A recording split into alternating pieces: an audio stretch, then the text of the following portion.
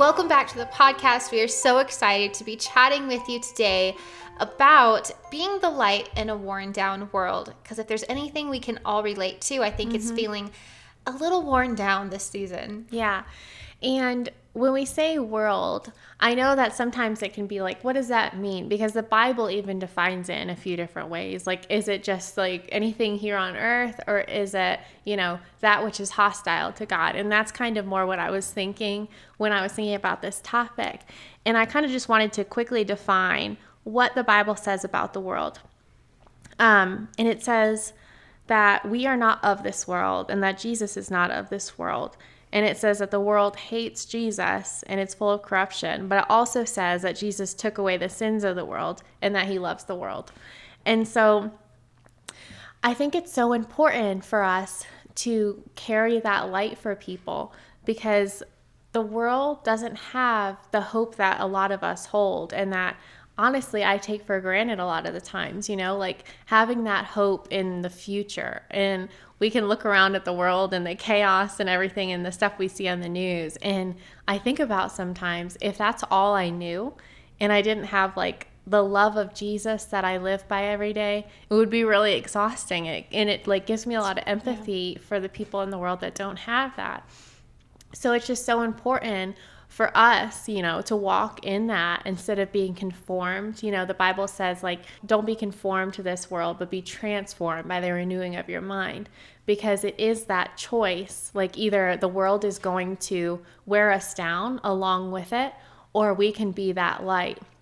And a lot of the times, I think it can be a little bit of a challenge, because even growing up at a Christian school, people that were very open about their faith, maybe not in the younger ages, like maybe not in middle school and before that, but definitely in high school, like anybody that was very open about their faith, and at chapel they would sing the praise songs and stuff, they were kind of looked down on. And it was actually almost like the cool thing to be questioning your faith and to be in the back and act like too cool for this kind of thing. And is that where you were, Felicia? Honestly, yes. Really? Yes. So in like middle school and stuff, I feel like I didn't care. But then when I got to an older age, like high school years, just the group of people I was around, that's kind of what I fell into.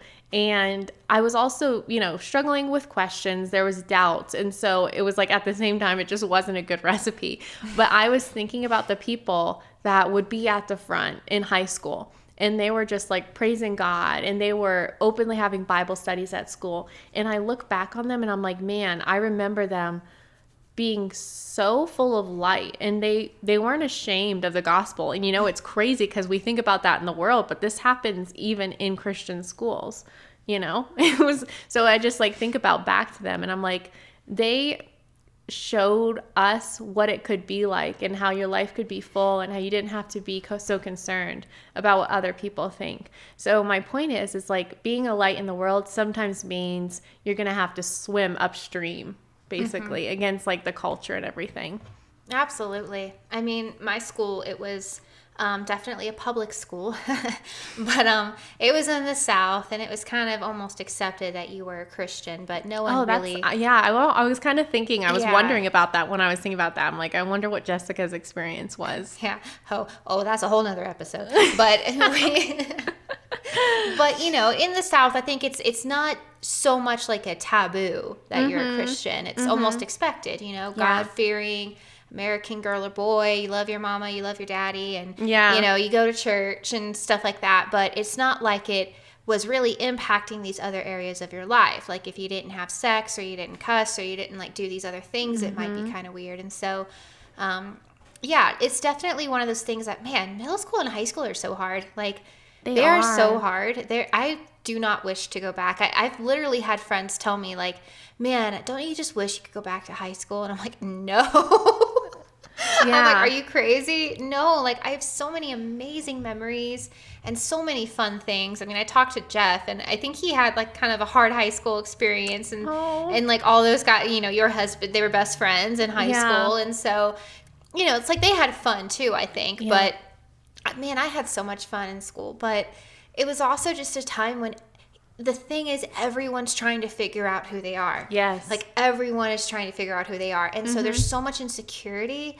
There's so much uncertainty. And then you add in like faith and religion and identity and everything. And then it gets so complicated. And so being a light truly does mean going in another direction. But I don't know. It's like the older I've gotten, the less it seemed like such a bad thing. You know, like when you're in middle school or high school, it seems so scary to take a stand for your faith. But the older I've gotten, the more I think I've realized that the people that I've been afraid of that might think less of me for it, they seem like they're hurting so much. You know, they don't actually seem like they have it all together. They actually look like they're struggling or they're searching. And it makes it not so much like, oh man, I gotta be, you know, I can't share my faith or something like that, but it's like, man, why wouldn't I share this? Yeah, I mean, it's what they're looking for. And the older people get, you know, the high school naive confidence kind of starts to fade, and then people get mortgages and they get kids and they get, you know, bosses, and they get older and they get, you know, diseases, and then all of a sudden they're like, what am I doing? And that's when the answer is Jesus. And that's what we have for people. I love that, because it's like you can kind of escape those realities when you're younger, and then you do get to that age where those questions come up, and everybody is looking for joy. Everybody's looking for light and hope and love. All these things that Jesus provides. And it's like, why would we be embarrassed to spread the news and just like spread that joy and light that God's put on the inside of us to people who we see them, and it's like they're struggling and they're looking for those answers. And I was also thinking about, you know, God calls us to be the salt, but when we are trying to conform to the world, we lose the saltiness. And people who are looking outside and they're looking at Christians, and all they're seeing is people that are equally frustrated. They're equally impatient. They equally are anxious. It's like, okay, why would they want that? Right? What exactly are we offering? Yeah, exactly. No, that's so true. And it's, you know, it really comes down to our experience with the light. You know, there's a difference between people who say work for a company because they've been completely transformed by the product and now they believe in it and they're going out and selling it, versus people who are there collecting a paycheck. Absolutely. You know, it's the same in ministry. Like, you can tell a difference. You know, we both work in ministry, and you can tell a difference between the people who are working there because they've been completely transformed by that ministry, and so they're there to bring that to others, versus the people who maybe mean well, but they haven't really been touched by the ministry personally, and they're just kind of there to have a job and build a career and get a paycheck. Exactly. There's a huge difference. And so when it comes to being the light, I think there's a difference between Christians who are kind of going through the motions and they like telling people what to do, and they like to be maybe a bit self-righteous, and they like to share, oh, here's what the word says, and let me tell you 6 steps to this. And, you know, they like to do that because they like the feeling it gives them, versus the people who have spent time with the light. They've gotten to know the light. The light has transformed them. It's healed their wounds. It's carried their sorrows. It's brought them life. Those people, when they go out and they're the light, it's completely a different experience when you meet a Christian like that. And I think that's really, at the end of the day, the goal of all of us, is to be that kind of light in the world. Yeah, it's like when you get that experience, it's hard not to share with people, because if you see someone's hurting and you can see how you were in that person, it's like, I was there before, you know? And then all you want to do is just be like, well, Jesus, you know, he got me out of terrible anxiety. Like, that's what happened for me. And it's like, when that happens for you, you just want to share, and it'll come across not in a way of like judgment, you know, because there's a lot of people, unfortunately, that have come across the church and all they felt was shame, you know, even though everyone was saying, oh, everyone's welcome here, they left feeling shame. And, you know, there's a difference between that experience and then coming across somebody that's actually conveying who Jesus what really is. Yeah. There's a really good devotional. Hold on. Ooh, do you have it? Yeah, I might. Let me see. Don't trip on our cords. Did you? I know I have it somewhere, but I don't know where it is. Okay. Oh no. Okay, I just ran to go get it, and it turns out I don't know where it is, but I do have it. that? I'm a Is little it out the of breath. books that are underneath us right now? It's not any of the books Okay. under our microphones. Okay, but good. there's a good devotional about the Song of Solomon by Watchman Nee. And it's a really interesting take on Song of Solomon. Of course, we all know it's the romantic book, but it also can, I'm sorry, I'm really out of breath. I'm keeping track. This is the third time you brought up Song of Solomon. Really? So, yeah. Wow. I guess I'm really into that book. I need to look through that more. I think we need to have a Bible study on it. Yes, we do. But anyway, it's a really good book, and he shows the comparison between us and Jesus. But it kind of shows the progression of the woman, which represents us, with the king, which is, of course, Jesus. And what's interesting is she kind of goes through these phases of Christianity. And I like to call them like the phases of like a mature Christian.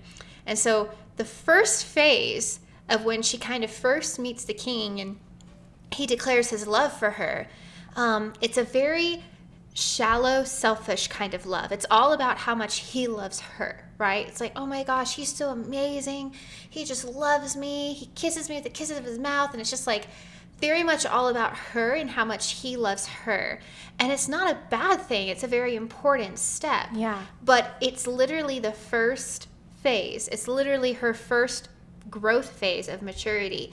And yet, how many Christians would that describe their entire relationship with God and their entire relationship with sharing God with other people? It's all about them. It's all about how much Jesus loves them. And again, that's not a bad thing. Yeah. It's a very good thing, and it's an important thing because you can't move forward if you don't understand that. Yeah, it's foundational for sure. It's so foundational. Mm-hmm. But what's interesting is when you keep reading, it kind of shows how she goes on this morphing trip, this growth period where instead of it just being all about how much he loves her and his love for her completely starts to transform her to where she becomes more and more like him. And then when she goes out and she meets with his people in the kingdom, she loves them and shows his heart and represents his heart to his people. She's actually gone through a metamorphosis of becoming like him. Her heart mirrors his heart so that she can actually love his people the way he would. That's kind of what I think is really the goal of us as Christians. And that's really what it means to be the light. Is it's not just about knowing how much God loves you and how he wants to bless you and give you nice things and bring you into a calling. It's like, that's all great. But that's step one. You know, what we should be doing is allow that love. You can't sit in the presence of that love and not be transformed. And so when we spend time with him and we spend time in his word and we allow that to just wash over us, our hearts begin to look like his. And then when we go out and we experience the people in our lives, whether they're non-Christians or whether they're other hurting Christians, we don't just preach at them and go, well, here's what you need to know. We can actually represent his heart and almost, in a sense, be him in that moment for those people. And that's, I think, what it means to be the light in a situation. Yeah, there's like a verse about basically like, and I think I wrote it down. James 1:27. It says, religion that God our Father accepts as pure and faultless is this, to look after orphans and widows in their distress and to keep oneself from being polluted by the world. And it's like you see there that's the religion. You know, a lot of people say, I'm not into religion because they think of it as the rules and everything. But God is saying here that religion that's pure to him, the first part of it is to look after orphans and widows in their distress. It's like to care for people is basically what he's saying. And then Matthew 5:16, let your light shine before men in such a way that they may see your good deeds and moral excellence and recognize and honor and glorify your Father who is in heaven, you know. And there's definitely good to like telling people about the word and, you know, preaching and, you know, all that stuff is wonderful. But it's saying, let your light shine before men so that they may see your good deeds and your moral excellence, your good deeds and your actions. It's really saying actions speak louder than words in a way. It's like when they see your actions, when they see your love, that's what's going to glorify your Father. So in talking about what it Can we keep that? Keep it in. Okay. Well, we'll just keep going because we're probably going to keep that in. This is the real podcast. In talking about what it really means to be the light, I think we kind of wanted to break this down into what it actually practically means, because as Christians, you grow up, or when you become a Christian, you hear all about being the light in a dark world, right? It's like we know we're supposed to. But I think kind of what we've been talking about is that usually comes with a set of expectations of what that looks like, but I don't think that's always what it means. Sometimes I think that means I have to evangelize to every single person I see. So the woman in the checkout counter, if I don't tell her about Jesus, then I'm a bad Christian, right? And I just brought darkness into that grocery store, right? It's like you feel like this sense of guilt. And like you said, it's not that preaching or evangelism or telling people about Jesus is bad. If you feel led to do that, then you need to do it. And it's a wonderful, wonderful thing. Absolutely. But I think we need to realize that there's more to being the light than just trying to preach a sermon at people, because you may not know where they're at, and that may be the last thing they need to hear. That may be the straw that breaks the camel's back, and it's possible that you could do more damage than good sometimes if your agenda is to preach a sermon and to show people where they're wrong. And so I think when it comes to being the light, a really good story that I think really shows this well is the Good Samaritan in the Bible, which is probably a story you haven't heard since children's church, but we really need to hear it more often. But basically what I find really interesting about the story is that, we all know the person was beat up and dying kind of on the side of the road, and a bunch of people passed by and they didn't stop to help because they were too busy. And notice that it was the religious people that were too busy doing the work of the ministry to stop and help this person. And the person that stopped to help, I don't even think told them about Jesus. Didn't even tell them that, hey, your life could get better if you accept Jesus. And, it's like, no, he came, he saw a need. He helped this person. He took care of their wounds and he brought them to safety. That was the need, and he met it. And what I find interesting about the story is that Jesus is the one that told it. And I think it's really his heart of like, hey, let me show you, what does it mean to be me in these situations? What does it mean to be the light? What does it mean to show my heart to people? Here's what I would do. Right? I mean, Jesus spoke about God. He spoke about his Father. He preached. He did all that. Yeah, he did that. But he also helped, right? He also did things for people. I mean, if he was a guy who could sit around a fire and had dinner with sinners, if sinners would come to him and wanted to hang around him, do you think he was a judgmental person always preaching about hellfire damnation? No, I guarantee you they would not want to hang around him. But it says that sinners actually wanted to be around him. And so I think that says a lot about what it means to represent his heart to people. And so in order to illustrate this in the most practical way possible, because we're all about that here on this podcast, we have an acronym for LIGHT, LIGHT. What does it mean to practically be the light? Can I say the word and then you explain it? I would love for that. Can we do back and forth? Wait. That sounds good. But you are going to talk about it too, right? I am. Okay, so the acronym is LIGHT. How do you practically be the light in a worn down world? Listen. L for listen. Oh, I was supposed to say the letter. I didn't. Oh, yeah. Well, that's okay. L that's for okay. listen. Next time. L for listen. I should have listened to what she said.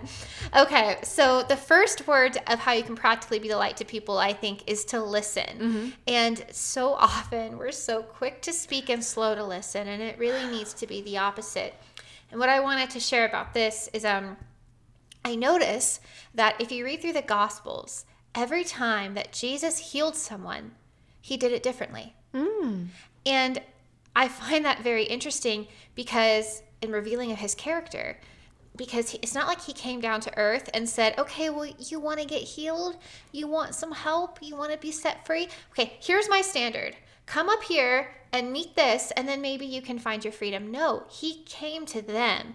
He said, show me your faith. Give me something that I can work with, and then I will meet you there, right? Yes. The woman with the issue of blood. If I could but touch his garment, I'll be healed. Boom, she was healed, right? The centurion. No, sir, if you just speak, my servant will be healed. Amazing. It is done. Sir, could you come and pray for my daughter? It is done. Like, he came and met them. He found out where their faith was. And then he came to that place and he met them in that place where they were at, and he brought life and healing. And I think especially as Christians, again, whether it's to non-Christians or to fellow Christians, there's so much we can learn about someone, and so much that we can bring as far as light is concerned when we take the time to listen to where they're at. What are they dealing with? What are they struggling with? What are they believing God for? What are they wanting out of life? What are they desiring? Where are they hurting? And then meeting them where they're at, rather than just coming in with our opinions and our ideas about everything that's going on and kind of shoving that on other people. Yeah. And you mentioning that God always heals people a different way, it's honestly really encouraging, because I think with healing especially, or like freedom from anything you're going through, we as humans really like the formula of things, and we like to try to meet a standard. We're like, okay, I'm taking care of this. If I can do this, then Jesus will heal me. 10 ways to do this, 5 steps to do this. It's like a predetermined path to success. We like being the reason that something changes. Yes. We like being the fix. Yeah. And instead, it's like, no, there's no formula. There's nothing that you're going to do. Jesus is going to meet you there. But when we were talking about listening, it made me think too of how a lot of times it's so easy to like, instead of listening, you're wanting to just solve it. And me and Brian were listening to a marriage podcast the other day. Oh. And it was talking about, like, the woman was saying that she used to, like, tell her husband problems, and he'd be like, okay, well then do this. And after a while, they learned, like, okay, she just wants him to hear. And so now what they do is basically, before she tells him the problem, she'll either say, I just want you to listen, or I want a solution. And me and Brian were laughing because we've experienced that before.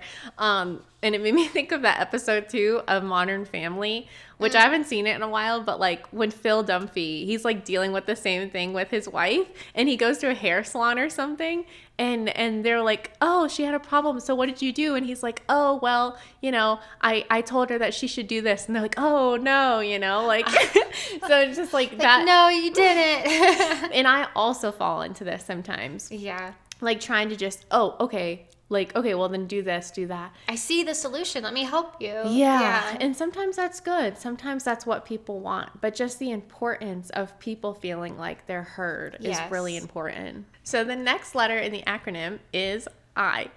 For interest. So this is a little interest, because when I thought about this word, I actually immediately thought about the story where Mary and Lazarus dies, and Mary's like weeping, and everyone's so sad. And Jesus knew that he was going to heal Lazarus and then he was going to raise him from the dead. But instead, it says that like his heart was heavy, and he was crying. He was crying with Mary. And it's a little different, but I think it's kind of the same to think about, like having interest for someone and having empathy, like putting yourself in their shoes and caring about what they're going through, being willing to listen to them. Absolutely, because there's a difference between listening and taking interest, right? Like you can listen and be completely tuning someone out, or be thinking of what you're going to say next, just kind of waiting for them to have a pause so that you can insert what it is that you're wanting to say. And nobody feels heard, nobody feels special or valued when that's happening. And so in the midst of listening and kind of meeting people where they are, it's so important to take an interest. This is all about being the light. And so being the light, like we've said, is really about being Jesus for people. Right? Like representing his heart for them. And he takes an interest in us. Yeah. He takes an interest in the things that we care about, and the things that we're passionate about, and the things that matter to us. And it's amazing. If you want to learn how to be a better communicator, or learn how to be social lubricant, I don't know, that's not a very great word, but learn how to be someone who's really good at like conversation with people. Find out what they're interested in, and then ask them about that, because it is the fastest way to their heart. And they will leave that conversation, even if you didn't say much, they will leave that conversation thinking like, man, that person is really great. Like, wow, like I really enjoy talking with them. It's like such an amazing thing. And it's not just about being liked or being a good communicator, but it's about communicating his heart. to people. And he takes an interest in us. And so taking an interest in other people is super important. You know, I think my interviewer side wants to come out in this way. And I think it's probably helped me a bit because I'm a very shy, I almost said insecure, but no, I'm not insecure, introverted person. And just having conversations with people I don't know that well, that is not my strong suit. Like, it's not. It never has been. It's just not, you know, I'm not comfortable doing this. But because my job, I constantly interview people all the time. And I've interviewed some people that are pretty nerve-wracking to interview. And so it's really caused me to come out of my shell. But what am I doing? I'm not in the hot seat, right? I'm asking them questions. And I think that's really kind of what it is when you're dealing with other people. I don't think it's wrong to think of it as an interview. I think that people think that's really cold and heartless, but it's like, no, you're showing interest in the person, right? You're saying, hey, I find you interesting. What is it that you want out of life? What do you find interesting? What do you hope for? You know, what are you thinking about? What's going on in your life right now? That will make people feel so valued that a 5-point sermon on, you know, how much God loves you isn't going to do the same as just taking a valuable interest. That's showing love in action towards someone. Yeah. You're saying that you and your flaws and your struggles and your passions, everything about you is interesting to me, and it's valuable, and it's worth listening to, and it's worth asking questions about. Yeah, it's like people don't care how much you know until they know how much you care. Yes. Yeah. Felicia Ciciola. I made that up. She made that up right now. But it's true. Yeah. It's a really good point. And too often as Christians, I mean, you know, we're up here, you know, doing a podcast and, you know, but it's like there's so many Christian podcasts and teachers and people online who are doing this, and they're just kind of saying, well, here's what I think about this, and here's what I think about this. You don't really care what someone has to say unless you know that they actually care about you or care about helping you through their messages, right? Like that's just a fact. You're not listening to people that you don't connect to or feel like their heart is for you as a listener. Yeah. And so, I mean, that's how it is in every single situation, with every interaction with every person. If they don't feel like you care about them, then even if you do try to evangelize or share what it is you know, they're not going to actually feel like your heart is for them. Yeah, and I think honestly, like we mentioned, the podcasting, and one of the things that excited me the most when we were talking about doing this podcast is the community that I'm hoping it builds. Like having people talk to us and comment and tell us like, yeah, I struggle with that. And then like having that community, that back and forth, you know, that's actually one of the things I'm really excited about with this. Absolutely. Because I mean, at the end of the day, we all just want to know we're not alone. Yeah, right? We exactly. just want to know we're not alone in our struggles, in the things that we want out of life, in the things that we're disappointed in. We just want to know there's someone out there who understands, because the enemy just wants you to feel all alone. So bringing the light into someone's life can really just mean taking an interest in what they like and who they are and what's going on in their life, and you would be amazed at what that does. Yeah. Thank you so much for joining us for today's episode. Be sure and tune in next week for part 2 of How to Be the Light in a Worn Down World. We'll see you then.